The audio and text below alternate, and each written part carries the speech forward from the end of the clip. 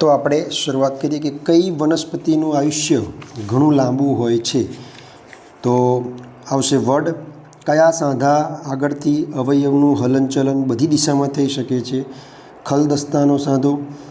રણ પ્રદેશમાં રહી શકે તે માટે ઊંટના અનુકૂલનો આપેલા છે। આ પૈકી કયું અનુકૂલન પાણીની અછત સામે પહોંચી વળવા વિશેનું નથી? તો અહીંયા આવશે કે તેને રેતીની ગરમીથી બચવા લાંબા પગ હોય છે। બાકી બધા પાણીની બચત માટેના છે। નીચે પૈકી કયું આવર્ત ગતિનું ઉદાહરણ નથી? તો જે બધા આપેલા છે એમાંથી હિંચકાની ગતિ છે, સિલાઈના મશીનની સોયની ગતિ છે, ઘડિયાળના સેકન્ડ કાંટાની ગતિ છે, સિતારના તારની ગતિ। તો એમાંથી આપણે ઘડિયાળના સેકન્ડ કાંટાની ગતિને આવશે। ત્યાર પછી પિનહોલ કેમેરામાં રચાતું પ્રતિબિંબ કેવું દેખાય છે? તો પિનહોલ કેમેરામાં વસ્તુ આપણને પ્રતિબિંબ વસ્તુ કરતાં નાનું અને ઊંધું દેખાય છે। કુદરતના જળચક્ર માટે નીચે પૈકી શું મહત્ત્વનું છે? તો કે હવામાં પાણીની બાષ્પ હોવી। ત્યાર પછી નીચેનામાંથી ચુંબક માટે શું સાચું નથી? તો ચુંબક માટે અલગ અલગ આપેલા છે। તો એમાં ગજિયા ચુંબકને સુરક્ષિત રાખવા ગજિયા ચુંબકના સમાન ધ્રુવો સાથે રહે તેમ જોડીમાં રાખવામાં આવે છે। આ વિધાન એ ખોટું છે, બાકીના બધા સાચા છે। ગરમ કરેલી તપેલી પર ઢાંકેલી પ્લેટના નીચેના ભાગમાં પાણીના ટીપાં જામી જાય છે। આ ક્રિયા શાના કારણે થાય છે? તો આપણે સૌ જાણીએ છીએ કે દૂધ ગરમ કરીએ એટલે એમાંથી જે પાણી હોય એ વરાળ બનીને ઉપર ચડે છે અને થાળીની સપાટી પર એનું ઘનીભવન થાય છે, એટલે કે આવશે ઘનીભવન। પિન્ટુ હાડકાં નાજુક બનીને વાંકા વળી ગયા છે। ડૉક્ટર તેને કેવો ખોરાક આપવાની સલાહ આપશે? તો કે હાડકાં વળી ગયા હોય તો આપણને ખબર છે કે સુક્તાન રોગ થઈ શક્યો હોય છે, એટલે કે વિટામિન ડીની જે મળી રહે એવો ખોરાક એ ખાઈ શકે છે। નીચેનામાંથી કયું સજીવ છે? તો કે મગનું બી આપણને સૌને ખબર છે કે એની અંદર એનું જે બીજાંકુરણ માટેનો જે ભાગ હોય છે એને યોગ્ય વાતાવરણ મળતા એમાંથી નવો છોડ ઉગે છે। નીચે પૈકી કોને સિન્થેટિક રેસા અથવા સંશ્લેષિત રેસા કહી શકાય? તો પોલિએસ્ટર। બાકીના જે રેસા છે એ કુદરતી રેસામાં આવશે। કપાસના છોડમાં તેના જીંડવા એ શું ગણાય છે? તો કે કપાસનું જે ફૂલ આવે છે પછી એના પર એનું જીંડવું બેસે, એની અંદરથી કપાસ નીકળે છે એટલે એનું ફળ છે। ત્યાર પછી નીચે પૈકી કયું પારભાષક પદાર્થનું? તો પારભાષક એટલે જેની આરપાર સંપૂર્ણ ન જોઈ શકાય। તો ડોળું પાણી અને દુધિયા રંગનો કાચ। મીનાના વાળ રબર બેન્ડ વડે બંધાયેલા છે, તો મીના કયા પ્રકારના ફેરફારમાંથી પસાર થઈ ગણાય? તો કે રબરનું બેન્ડ છે એ ખેંચાયું હશે, પાછું એ ઢીલું પણ થઈ શકે, તો ઉલટાવી શકાય એવો ફેરફાર આવશે। ઊંચાઈ અને પ્રકાંડના આધારે નીચે પૈકી શેનો સમાવેશ વનસ્પતિમાં થતો નથી? બરાબર, તો કે ઊંચાઈના અને પ્રકાંડના આધારે। તો આપણે સૌ જાણીએ છીએ કે ભાઈ સૌથી મોટા હોય એને આપણે વૃક્ષ કહીએ છીએ, બહુ નાના હોય એને છોડ કહીએ છીએ, છોડથી મોટા અને વૃક્ષથી નાના હોય એને આપણે ક્ષુપ કહીએ છીએ, જ્યારે ઘાસ છે એ આ પ્રકારમાં આવતા નથી। કરોડ સ્તંભની અંદર આપણે સૌ જાણીએ છીએ કેટલા મણકા હોય છે, કેટલી કશેરુકાઓ? 33 મણકા આવેલા હોય છે। જળચર પ્રાણીઓ શ્વસન માટે ઓક્સિજન ક્યાંથી મેળવે છે? તો જળચર પ્રાણીઓ છે એ પાણીમાં ઓગળેલો ઓક્સિજન હોય છે, 4% જેટલો પાણીમાં ઓક્સિજન ઓગળે છે। દરજીના સિલાઈ મશીનમાં સોયની ગતિ કેવી હોય છે? તો આપણને ખબર છે કે એક જ જગ્યાએ ઉપર નીચે ગતિ કરે એને આવર્ત ગતિ કહેવાય છે। હાડકાના બંધારણ માટે કયો ખનિજ ક્ષાર જરૂરી છે? તો હાડકાના બંધારણ માટે આપણે સૌ જાણીએ છીએ કેલ્શિયમ ખૂબ જરૂરી છે। નીચે પૈકી ખોરાકનો કયો ઘટક શરીરને કોઈપણ પોષક દ્રવ્ય પ્રદાન ન કરતા હોવા છતાં તે ભોજનનો આવશ્યક ઘટક છે? તો આપણને ખબર છે કે ભાઈ આપણે કાર્બોદિત, પ્રોટીન, ચરબી, વિટામિન, ખનિજ ક્ષાર અને પાણી, અને એ સિવાય પણ જરૂરી એવો વૃક્ષાંશ જે આપણા પાચન માટે ખૂબ જરૂરી છે। આંખો અને ત્વચાને તંદુરસ્ત રાખવા માટે કયા વિટામિનની જરૂર પડે છે? તો એનો જવાબ આવશે વિટામિન એ। દરિયાના પાણીમાંથી મીઠું મેળવવા માટે કઈ રીત ઉપયોગમાં લેવાય છે? તો બાષ્પીભવન। આપણને ખબર છે કે અગર બનાવવામાં આવે છે, અગરમાં મીઠું પકવવામાં આવે છે। જે વનસ્પતિને મુખ્ય મૂળ ન હોય અને બધા જ મૂળ સમાન દેખાય, એક જ જગ્યાએથી એક સરખા દેખાતા મૂળ નીકળે, આવા મૂળ તંત્રને આપણે તંતુમય મૂળ એવું કહેવામાં આવે છે। આપણું કાંડું ઘણા નાના નાના અસ્થિઓનું બનેલું હોય છે, તેને શું કહેવામાં આવે છે? તો આપણા કાંડાની અંદર નાના નાના જે અસ્થિઓ આવેલા હોય છે એને મણિબંધાસ્થિ એવું કહેવામાં આવે છે। હિંચકાની ગતિ એ કેવા પ્રકારની ગતિ છે? તો હિંચકો એક જ જગ્યાએ વારંવાર એની એ જ પ્રકારની ગતિનું પુનરાવર્તન કરે છે, જેને આપણે આવર્ત ગતિ એવું કહીએ છીએ. હવામાં નાઇટ્રોજન અને ઓક્સિજન કેટલા ટકા ભાગ રોકે છે? તો આપણને ખબર છે કે 78% નાઇટ્રોજન અને 21% ઓક્સિજન, એમ કરી અને કુલ એ બંને વાયુ ભેગા થઈને 99% જેટલો ભાગ રોકે છે.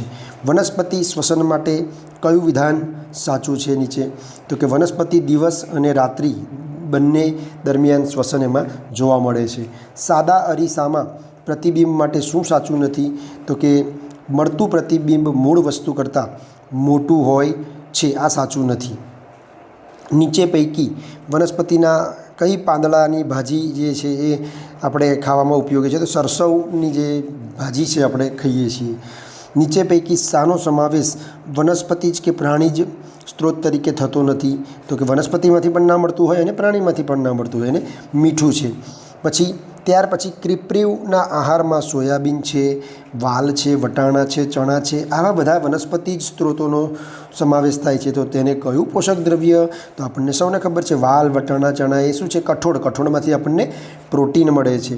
ત્યાર પછી રોમન અંક જે આપણે લખીએ છીએ, રોમન જે મૂળાક્ષર ગુજરાતીમાં જે આપણે કહીએ છીએ ને 1 2 3 4 એમ 1 2 3 4 એમ, રોમનની અંદર આપણે જે અંક વાપરીએ છીએ એમાં કયા અંગ્રેજી મૂળાક્ષરોને કેટલા? તો એમાં 7 મૂળાક્ષરો. આપણે સૌ જાણીએ છીએ કે ભાઈ આઈ, પછી વી, એક્સ, પછી એલ, પછી સી, પછી ડી, પછી એમ, આવા મૂળાક્ષરોનો ઉપયોગ કરીએ છીએ. ત્યાર પછી વર્ષ 2023-24માં શાળામાં કુલ 689 વિદ્યાર્થીઓની સંખ્યા હતી. વર્ષ 2024-25માં એ શાળામાં ધોરણ 1માં 98 બાળકો પ્રવેશ મેળવે છે, એટલે કે આવે છે બાળકો, અને 100 બાળકો બીજી શાળામાં જાય છે. તો શાળામાં વિદ્યાર્થીઓની વધ થશે કે ઘટ થશે? સીધી વસ્તુ છે મિત્રો. 98 બાળકો આવ્યા અને 100 ગયા, તો 2ની ઘટ થવાની, 2 બાળકો ઓછા થશે. એક શાકવાળો 40 રૂપિયાના જે કિલો બટાકા વેચીએ છે તેને બુધવારે કુલ 22 કિલો અને શુક્રવારે કુલ 35 કિલો વેચ્યા છે. તો તમારે શું કરવું પડશે કે 22 અને 35નો સરવાળો કરશો અને એ 40 કિલો લેખે એનો ભાવ ગણશો તો 2280 રૂપિયા આવશે.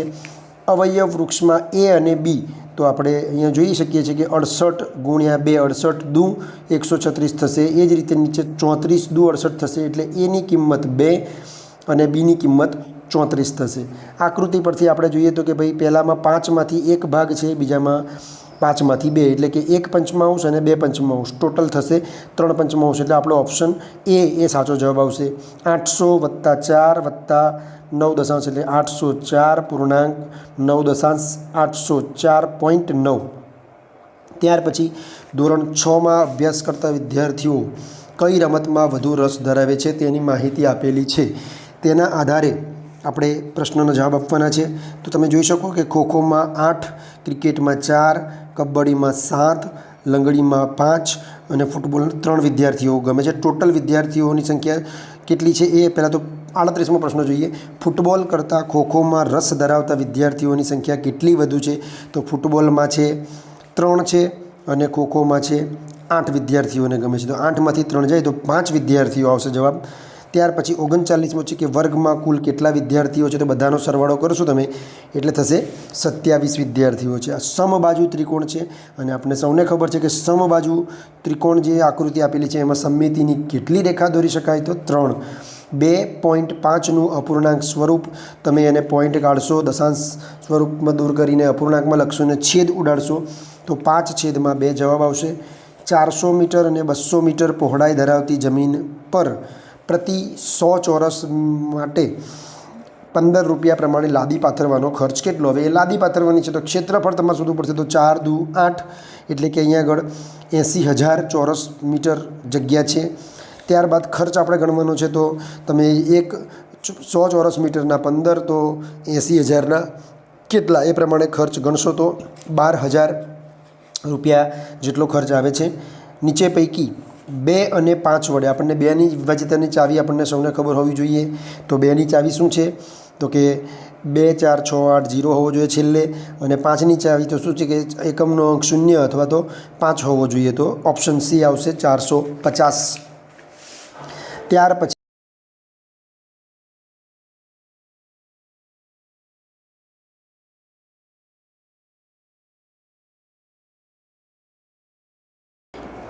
પછી 44મો પ્રશ્ન છે કે નીચે પૈકી કઈ સંખ્યા સંપૂર્ણ નથી? સંપૂર્ણ સંખ્યા એટલે કે જેના બધા અવયવોનો સરવાળો સંખ્યા કરતાં બમણો થાય તો 10 જે છે એમાં થતો નથી, કારણ કે 10 ને 5 15, 15 ને 2 17 ને 1 18 એવું થશે.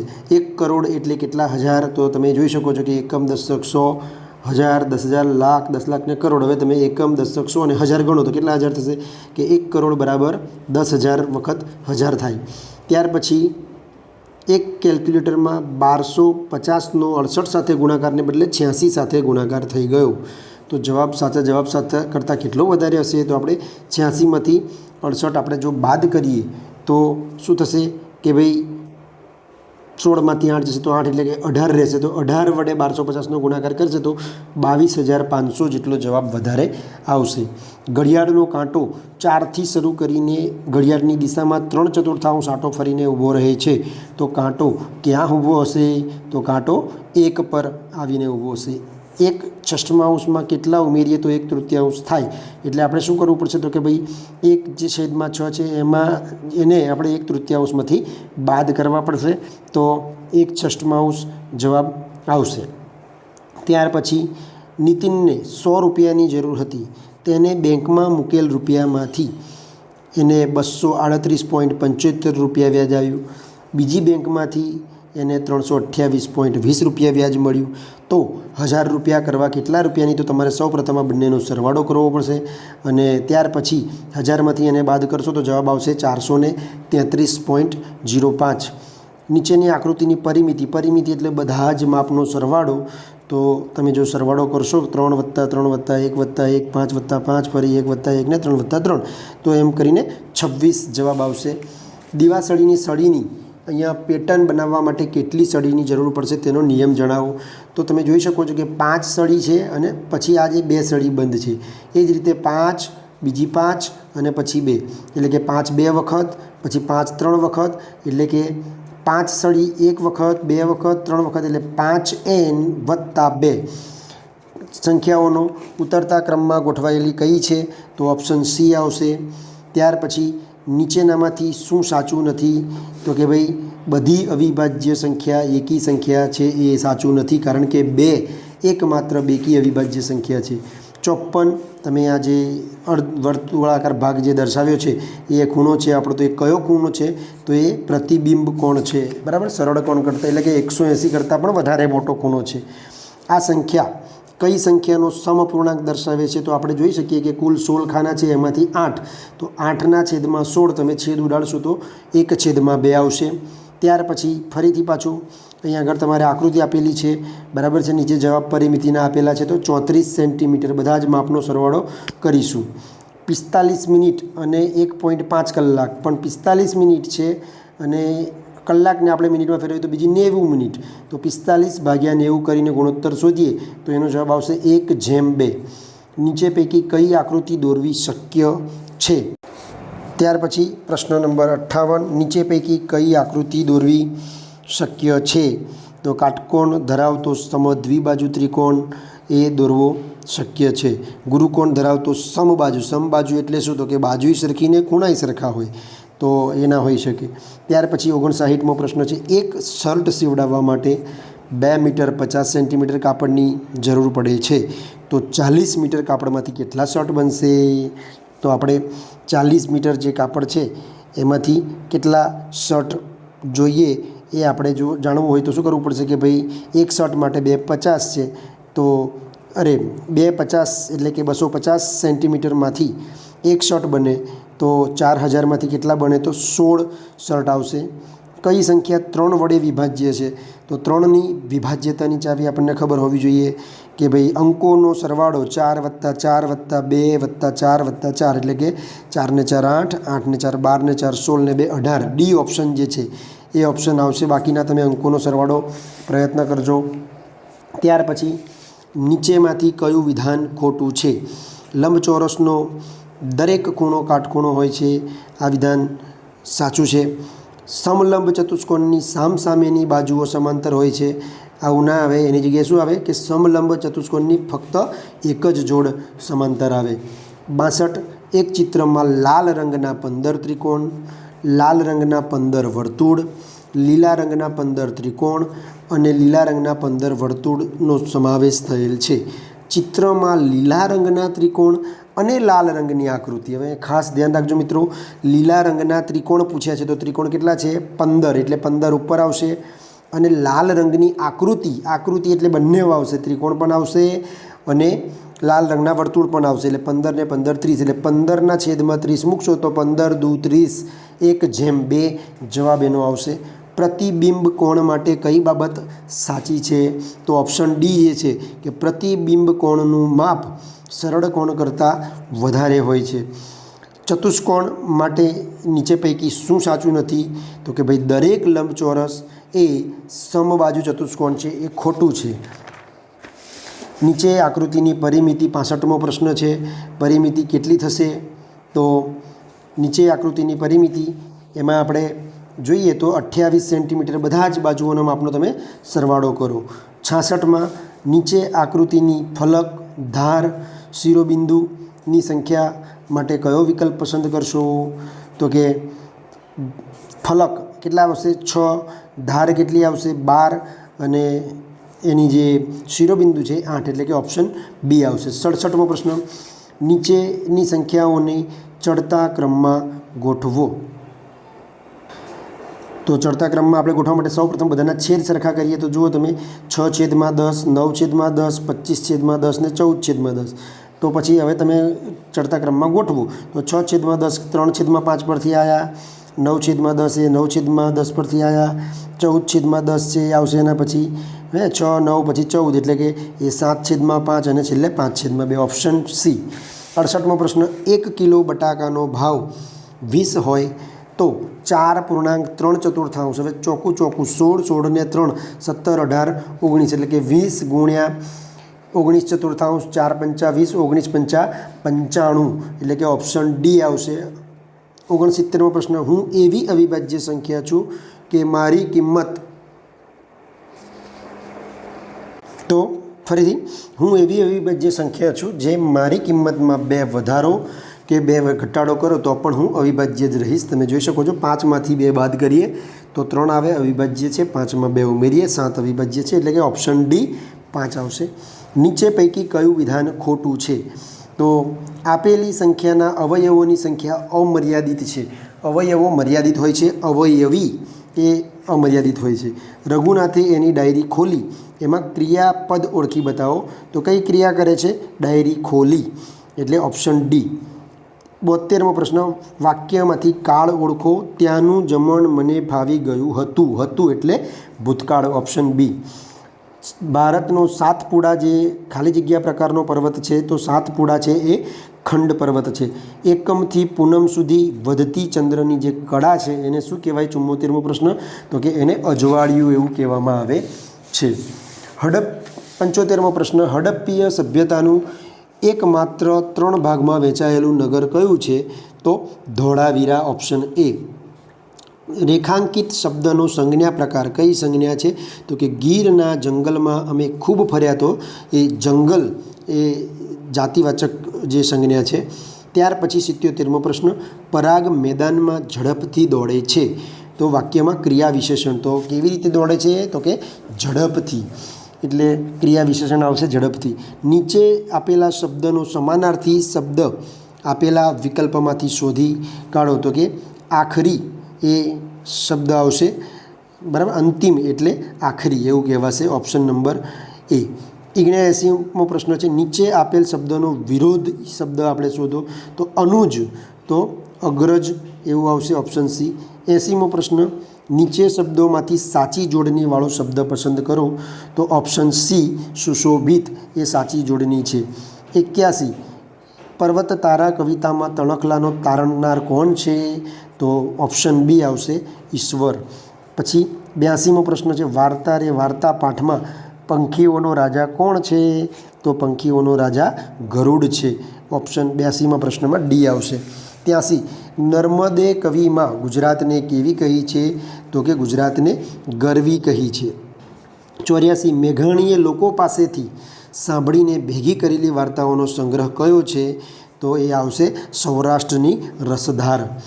85 દૂર શું અને નજીક શું કાવ્યમાં શું વ્યક્ત થાય છે? તો એ કાવ્યમાં એ ઓપ્શન છે, આશાવાદ વ્યક્ત થાય છે. 87મો પ્રશ્ન છે કે અપરાજય પાઠમાં કોના પરાક્રમની ગાથા વર્ણી લેવામાં આવી છે? તો એમાં ઓપ્શન બી અભિમન્યુ આવશે. થોડું માન આપી તો સામે વધુ માન મળે, આ અર્થ માટે નીચે પૈકી કઈ કહેવત બંધબેસતી આવશે?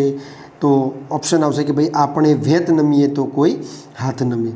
અપરાજય કૃતિના લેખક નીચે પૈકી કોણ છે? તો ઓપ્શન એ ધ્રુવ ભટ્ટ. 89મો પ્રશ્ન. ત્યાર પછી 90મો પ્રશ્ન, ગીતાંજલિમાંથી કઈ કૃતિ પસંદ કરવામાં આવી છે? તો ઓપ્શન સી આવશે, એકલો જાને રે. ત્યાર પછી find out the wrong pairs from the poem a mind activity day. એમાં ઓપ્શન બી આવશે, સોર તો હર અવર, બરાબર છે, HOUR અવર કલાક, આ એક ખોટું જોડકું છે. ત્યાર પછી અયોગ્ય જોડની પસંદ કરો. તો આપણે જુદા જુદા પ્રાણીઓની ક્રિયાઓ આપેલી છે કે rabbit run, crocodile chew, frog hop, snake hiss. તો હિસનો જે સ્પેલિંગ છે એ ખોટો છે. મન ડોલના મુહાવરેકા. 93મો પ્રશ્ન છે, મન ડોલના મુહાવરેકા સહી વાક્ય પ્રયોગ ચુનીએ. તો ઓપ્શન સી, ખિલોના દેખ કર બચ્ચે કા મન ડોલ ગયા. તમે વાંચવા બેઠા હોય ને રમકડા જુઓ તો તમારું મન ડગી જાય. 94મો પ્રશ્ન છે, शब्दकोश के क्रम में सबसे पहले कौन सा शब्द आएगा? तो ऑप्शन बी नदी. 95मो प्रश्न है, निम्नलिखित में से कौन सा शब्द विशेषण है? बराबर, तो सुंदर ये शब्द विशेषण है. 96માં નીચેના શબ્દોમાંથી સાચી જોડણી ન હોય તેવો શબ્દ શોધીને લખો. તો પરિચિત એ સાચી જોડણી નથી, બાકી બધી સાચી જોડણી છે. 97મો પ્રશ્ન જે છે એ ડાંગની સ્ત્રીઓ શામાંથી બનેલા ઘરેણાં પહેરે છે? તો આવશે કથિર કે ચાંદીના. ત્યાર પછી 98મો પ્રશ્ન, દડો ખૂબ જ ઊંચે હતો, ખાલી જગ્યા રમેશે કેચ પકડી લીધો. તો પણ દડો ખૂબ જ ઊંચે હતો તો પણ રમેશે કેચ પકડી લીધો. 98માં બી આવશે. 99માં અલગ પડતો શબ્દ શોધો. તો વોટરમેલોન, સુગરકેન, કેરટ અને આ જાંબુ, આ જે શબ્દ છે એ ખોટો છે અહીંયા આગળ. ત્યાર પછી 100મો પ્રશ્ન કે ભાઈ 10, 15 એટલે કે 10:15 અંગ્રેજીમાં કેવી રીતે લખાય? તો ઓપ્શન સી આવશે, ક્વાર્ટર પાસ્ટ 10. 101 અટલ બ્રિજ નીચે પૈકી કયા સ્થળે આવેલો છે? તો ઓપ્શન સી અમદાવાદ ખાતે આવેલો છે. 102 નીચે પૈકી શું વેલા પર થાય છે? તો દૂધી, ઓપ્શન ડી. 103મો તરણેતરનો મેળો કયા જિલ્લામાં ભરાય છે? ઓપ્શન બી સુરેન્દ્રનગરમાં ભરાય છે. 104 હું સૂર્યથી સૌથી નજીકનો ગ્રહ છું, કયો છે? બુધ છે. 105 પૃથ્વી પર મુખ્ય કેટલા આવરણો છે? તો પૃથ્વી પર મુખ્ય 4 આવરણો છે. 106મો પ્રશ્ન, કોઈ દિન રહેવાને બાગ બગીચા, એનો અર્થ શું થાય? તો કે ભાઈ ખૂબ જ વૈભવ અને ભોગવવા મળે કોઈક દિવસ, અને ક્યારેક આપણને મુશ્કેલી પણ પડે જીવનમાં. 107 જેન્સી ભણી ગણીને શિક્ષિકા બનવાની આકાંક્ષા હતી. લીટી દોરેલ શબ્દનો અર્થ આકાંક્ષા એટલે તીવ્ર ઈચ્છા, ઓપ્શન બી. 108 અહા આવ્યું વેકેશન, એમાં કયું વિરામચિહ્ન આપણે મૂકી શકીએ? તો ઉદ્ગાર ચિહ્ન મૂકી શકાય. 109 તે ટિકિટ લાવ્યો છે, એમાંથી નામપદ, તો ટિકિટ એ નામપદ થશે. 109માં બી. 110 મારી ગાય મને જોઈને ગેલમાં આવી ગઈ, લીટી દોરેલ રૂઢિપ્રયોગનો અર્થ આપો. તો ગેલમાં આવી જવું એટલે ઓપ્શન એ આનંદમાં આવી જવું. કોઈ દેખાડો કવિતાનો કાવ્ય પ્રકાર કયો છે? તો એ લોકગીત છે, ઓપ્શન સી. 112 આપેલા શબ્દમાંથી અલગ પડતો શબ્દ શોધો. તો તમે જોઈ શકો છો બધા માતાના સમાનાર્થી છે અને જનક એટલે પિતા થાય, ઓપ્શન એ. 113 શબ્દ સમૂહ માટે એક શબ્દ ઢોલ જેવું વાદ્ય એને પડઘમ કહેવામાં આવે છે. ત્યાર પછી ઓપ્શન 114 રમેશ અણીવાળી પેન્સિલથી લખે છે, એમાંથી વિશેષણ કેવી પેન્સિલથી લખે છે રમેશ? તો અણીવાળી. ભગવાન બુદ્ધે નામને બદલે આપણને કર્મ એટલે કે કામનો મહિમા બતાવ્યો છે, તો 115માં આવશે સી. 116 પદ્મવ્યૂહ ભેદી શકવાની આવડત શ્રી કૃષ્ણ, અર્જુન, અભિમન્યુ સિવાય કોનામાં હતી? તો સાત્યકીમાં હતી, ઓપ્શન ડી. 117 આપણે દરેક માટે શુભ વિચારીએ તો કોઈનું ખાલી જગ્યા ન થાય તો અશુભ ન થાય કોઈનું. મુસાફરીમાં સાથે લીધેલું ખાવાનું, એને શબ્દ સમૂહ માટે આ એક શબ્દ શોધો તો એને શું કહેવાય? ભાથું કહેવામાં આવે છે. 119 જોડકું જે છે એ સાચું જોડકું છે એ આપણે શોધવાનું છે.